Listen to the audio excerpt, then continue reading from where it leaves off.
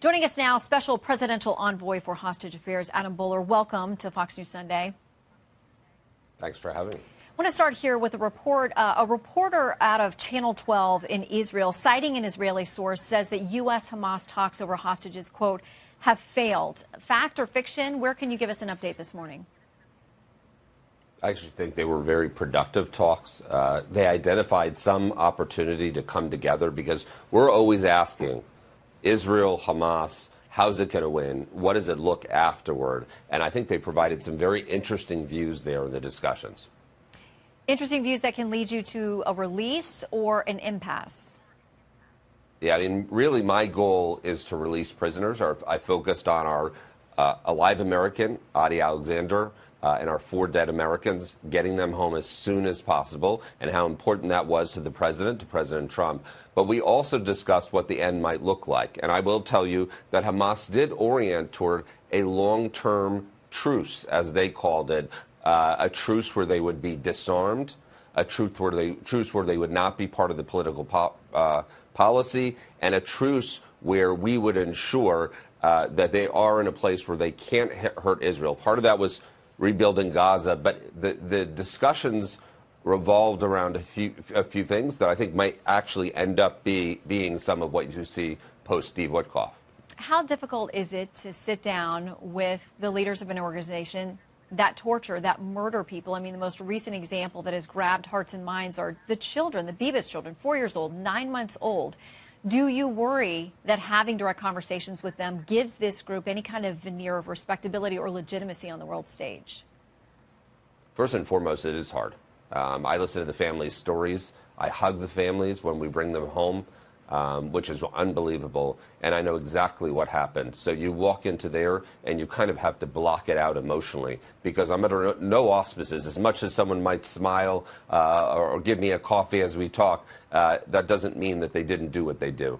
My belief then is dialogue is very important. I think I follow the President of the United States. Everybody said he couldn't go to North Korea. He sits with North Korea. You have real discussions. Dialogue does not mean giving things. Dialogue doesn't mean giving millions or billions of dollars like the prior administration did. Dialogue means sitting, hearing what someone wants, and then identifying, does it fit with what we want or not? And then how can you get somewhere in the middle and not have a war? And I think those kind of dialogues are very important to the president because, as he constantly says, he doesn't want war. War is a last resort. He wants a peaceful world. And so what I'm trying to do is say, one, how can I get our hostages out as soon as possible? I feel every single day when they're not out. And then how do you create the circumstances to stop this war? So obviously there's a lot of widespread reporting that Israel did not like this idea of the U.S. having direct talks with Hamas, that they in fact found out once it was already underway or it had happened. You got a call from Ron Dermer, the head of their strategic affairs. It was described as a very heated phone call. Only you can tell us what actually happened on that call. Why did the U.S. move ahead with these direct talks knowing Israel had objections? And where would you say the relationship is now post the Dermer phone call? I would say that the Israelis were kept informed. I did have a discussion with Ron. Ron raised some concerns, and quite frankly, it's totally fair for Israel to have concerns if we're having direct contacts with Hamas. For all he knows, he doesn't know me. Maybe I would meet them and say, they seem like such nice guys. You know, let's have beer and chips with them. So I think there was concern. I think I was able to put him at ease, that I wasn't going to go off the rails, that it would be parameters that we would work on together. So I thought that stuff was natural, and there's no question in my mind that our greatest ally is Israel. So Times of Israel says one of Israel's opposition points to the direct talks was its concern that the U.S. might lose interest in securing a broad hostage ceasefire deal once all American hostages are released. Can you speak to that concern? Is that something you discussed with Mr. Dermer? Of course. Well, let me tell you something. Not that, but I discussed that with the president.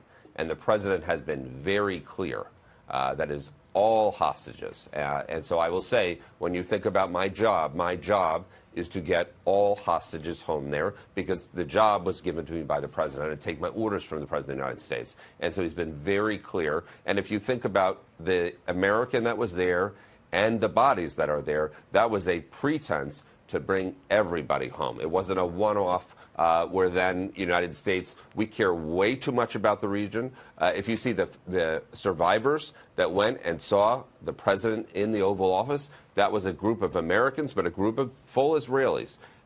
So we have made that commitment. Israel is a strong ally. If someone wants to take hostages to Israel, we feel it too.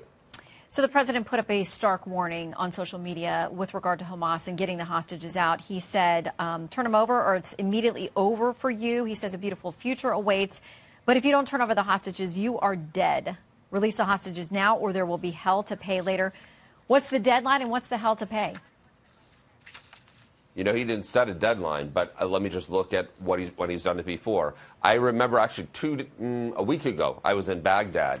And there's a little mark of the spot right where al-Soleimani's car with an Iraqi in it, right where it was hit by 2 missiles. And there's a spot. We all got out to look at it. And I remember the day he did it. I actually happened to be the West Wing. But it was surprising. No one else would do it because they were afraid. And this is what I will say. It may seem like he makes empty threats until he carries out the threat. And then it's not so empty. And then you're dead. And so I think in these situations, and he's done the same thing with Iran, they are walking a line on Iran because it's not so hard for us to partner with Israel and take out that nuclear capability, which probably should do. Well, several examples, as you note, the president's action come to mind. Adam Boehler, thank you for your time. Just know the prayers of folks around the world are with you in this work. Thank you. Thank you so much.